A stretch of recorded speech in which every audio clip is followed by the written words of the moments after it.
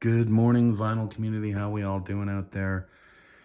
It is Tuesday, February 8th, and I wanted to get in this contest entry because everybody's friend, Glen Kellaway from the basement, he's actually from Orlando right now, is decided to do a push to 1,000 subs contest, which is great. This is the first contest I think I've seen him do because I haven't been in the VC and making videos that long. Hasn't even been a year. But before I got out to work today, I wanted to get in on this contest straight away because it's something close to my heart. It's based in prog rock. He wants us to show 3 prog rock records because it's a genre that's very close to his heart and close to mine. As a kid, it was a big deal. Yes, Genesis, Rush, King Crimson, they were all part of the fabric of my upbringing, being a drummer and being in drum corps and the rest of it. So he just wants us to show 3 prog rock records. I mean, that couldn't be easier for anyone. And he's even expanded it beyond that.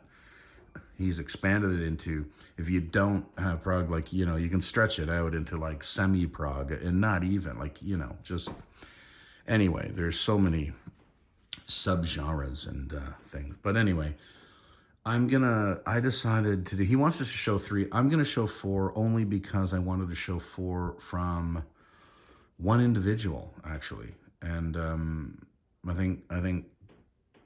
hoping Glenn will appreciate this. I think he will. We both have a love for Yes. So, and that goes back a very long time. I don't think I've ever shown this, but many people have. This is Yes, Close to the Edge. 1972.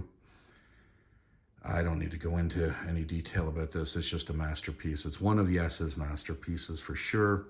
3 tracks on the entire record.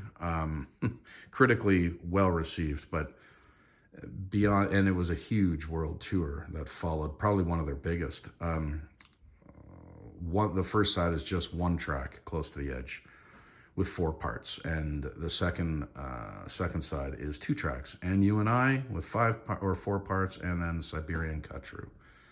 Incredible. And this, of course, is the last record with Bill Bruford on the drums, and that's who I'm focusing on for this prog rock entry. Is one of my all-time favorite drummers in any genre. There are certain jazz drummers I love, certain straight ahead rock and roll drummers I love, prog rocky. This guy is one of the greatest rock and roll prog rock drummers in the genre's history, without a doubt. At least for me. I mean, he's just fabulously inventive, so creative in his thinking, and he's just a joy to listen to. And so I'm focusing on Bill Bruford. So starting with his last record with Yes, Close to the Edge, one of my favorites by them, and that starts it off. Bill Bruford, first I wanted to show. Now, I have shown this in the past. I showed it on my top 5 countdown of King Crimson. King Crimson's Starless and Bible Black. This was Bruford's second record with King Crimson after he left Yes. This is released in 1974. I think this came in at number 5 on my top 5 countdown of King Crimson, which is, obviously just for fun, and everyone has probably a different list. But this is an outstanding record, and heavy hitting too. It's got a lot of punch to this. So this was, one of Fripp's best lineups for sure. Robert Fripp, John Wetton, Bill Bruford, and David Cross. Such a great record. And so this is my second of the Bill Bruford entries for Glen Kellaway's prog rock push to 1,000 subs contest. All right. Number 3. Now, in the hiatus of after the Red album of King Crimson, Bill Bruford put this band together. He was part of this band, supergroup, kind of like a prog rock supergroup called UK. This was the debut record of theirs, put out in 1978. And of course, the great Alan Holdsworth on acoustic and electric guitars, Eddie Jobson on keys and violin, John Wetton bass, and the great Bill Bruford on the skins. Great record. I've always really liked this. I remember being put on to UK. I think it was grade 9. I was 14. And a fellow